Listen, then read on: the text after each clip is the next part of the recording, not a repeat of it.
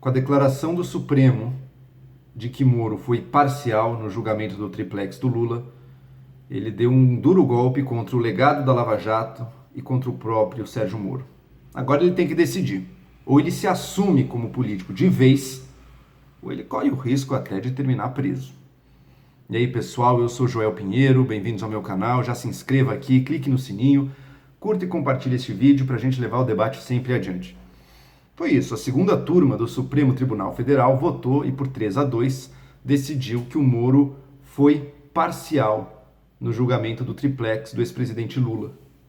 Diversos elementos foram usados aí como prova, o fato dele, da forma como ele tinha pedido a condução coercitiva, escutas nos advogados, impediu um habeas corpus quando estava de férias, enfim, usaram um monte de elementos ali para dizer que o ex-juiz Sérgio Moro tinha sido parcial, não tinha mantido a devida imparcialidade que ele deveria manter com relação ao réu, ali no caso era o Lula. Teve até uma surpresa do voto do ministro Nunes Marques, Cássio Nunes Marques, indicado pelo Bolsonaro, que foi contra declarar o Lula parcial. Ele votou da mesma forma que o ministro Fachin, mas por 3-2, a ministra Carmen Lúcia, que tinha votado contra a parcialidade, acabou mudando o voto, e o Moro então foi considerado parcial. Isso por acaso salva o Lula de alguma coisa? Não. Isso não muda absolutamente nada para o Lula. Porque todos os casos contra o Lula que tinham passado por Curitiba, o ministro Fachin decidiu numa decisão monocrática dele de que não, foram julgados no lugar errado, não era para ter sido julgados em Curitiba, era para ter sido julgados no Distrito Federal. O Fachin esperava que com isso, esse julgamento de agora, da suspeição do Moro, da parcialidade do Moro, não seria julgado. Mas ele tomou uma rasteira ali. Aparentemente ele queria proteger o Moro de passar por esse vexame, digamos assim, mas tomou uma rasteira ali do ministro Gilmar Mendes, que disse, não, vamos continuar com a votação, votaram, e Moro então foi considerado parcial, sim. Para o Lula não muda nada, ele continua com tudo anulado, ele é como se nunca tivesse, não é réu, não é condenado de nada, então ele está livre, leve e solto, pode se candidatar e tudo mais. Se reverterem essa decisão do Fachin de ter mandado todos os casos para o Distrito Federal, daí quem sabe essa decisão de agora do Supremo contra o Moro tenha relevância para o Lula. Mas por enquanto não tem. Por enquanto é uma decisão que impacta apenas o Sérgio Moro. E nem diretamente, impacta muito mais a sua imagem.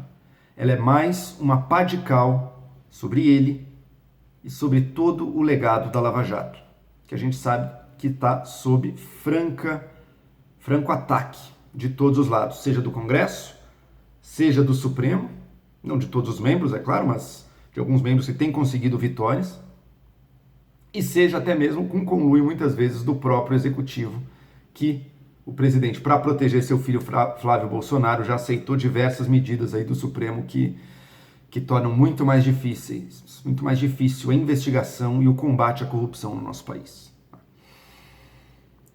O Moro tem que decidir.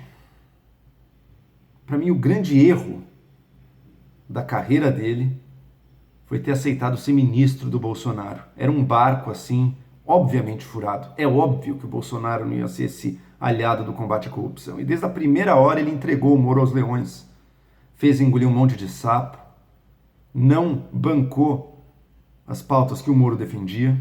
As pautas do Jair Bolsonaro para a segurança não são as do Moro. O Jair é arma na mão da população. O Moro jamais defendeu isso. O que importava para o Moro, prisão em segunda instância, o governo não estava nem aí. Outras medidas lá do pacote do Moro, também o governo não se esforçou nem um pouco. Enfim, depois a gente sabe como é que aconteceu, né? O governo quis intervir na Polícia Federal, o Moro saiu totalmente desmoralizado, mas cresceu, acusando o governo. A questão é que daí em diante, o Moro não se colocou direito mais. O Moro se omitiu do debate público. E quem se omite, some. E a voz dele deixa de ser ouvida. O lado dele deixa de ser ouvido. É ataque contra o Moro de todos os lados. E a gente sabe o que significa o ataque vindo da esquerda. Seja a decisão do Fachin de mudar o lugar do julgamento para Brasília, seja essa decisão agora da segunda turma de dizer que o Moro foi parcial, alguma delas diz qualquer coisa sobre as provas seríssimas contra o Lula? Alguma delas diz qualquer coisa sobre se aconteceu ou não aconteceu o Petrolão, o gigante esquema de corrupção que unia a Petrobras, grandes empreiteiras, pedidos de propina e desvio de verbas para os partidos, acima de tudo o PT e também aliados do PT? É óbvio que não. É óbvio que tudo isso aconteceu. Ninguém duvida. Mas na narrativa que se vende, isso está sendo perdido. Porque o PT martela o tempo inteiro. Não, que é isso? Nunca aconteceu, Petrolão. Não tinha departamento de propina no Odebrecht. A Petrobras não estava fazendo um monte de aquisições e projetos totalmente fraudulentos só para desviar dinheiro com propina. Não, nada disso. Foi tudo uma invenção do Moro e dos procuradores. É óbvio que é mentira. Mas cadê o outro lado? Cadê o Moro defendendo o seu legado? Não existe. O Jornal Nacional, tempos atrás, fez uma matéria, quase meia hora, sobre o Moro, sobre o julgamento do Lula. Chamou o Moro para se posicionar. Cadê o Moro? Não falou nada. O Moro parece que se comporta agora como deveria se comportar um juiz, quieto, só falando nos autos, né? Mas ele não tem mais autos agora. E ao não se defender, não é apenas ele que não se defende, né? É todo o legado da Lava Jato. Os procuradores ainda têm uma desculpa. O Deltan e outros, ok, eles são procuradores, eles não podem também começar a virar políticos no cenário nacional. O Moro pode, o Moro já é. No momento em que ele virou ministro, ele virou um político. Como é que ele não defende o seu legado? E se ele não defender, ninguém mais vai defender. Vejam, pesquisa do Datafolha mostrou que a aprovação ao trabalho de Moro na Lava Jato em 5 anos, 5 anos, caiu de 65% de aprovação para 45%. Se for assim, vai continuar caindo. E já tem jurista dizendo que as falas encontradas lá pelo hacker, embora obtidas de forma ilegal, podem sim ser utilizadas, porventura, até para condenar o Moro. Eu não duvido muito, não. Que o Moro agora mergulha com tudo na política e mais, hein?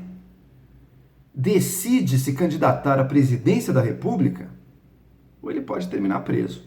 Talvez já seja tarde demais também. Talvez a janela de oportunidade do Moro já tenha passado, a coisa já foi longe demais, ele já se apequenou de novo, já sumiu. Agora é difícil de voltar. Talvez. Mas se ele tem alguma chance de preservar o seu legado, de preservar a defesa do combate à corrupção nesse país, que vamos ser sinceros, gente. A partir de 2014, a única coisa que funcionou no nosso país foi o combate à corrupção. Teve crise econômica, o desemprego bateu recordes, recessão, teve a crise política, teve impeachment, a gente viu tudo o que aconteceu com o nosso país. Agora na pandemia, então nem se fala, é deprimente a situação. Hoje passamos de 3 mil mortos. Tinha uma coisa que tinha funcionado: combate à corrupção. Políticos foram presos, empreiteiros, banqueiros, presos. O crime de colarinho branco foi preso. Políticos passaram a ter medo de Caixa 2, medo de escândalos novos de corrupção. Agora parece que tudo morreu já. Moro não está apenas traindo a si mesmo, com seu silêncio, com a sua omissão.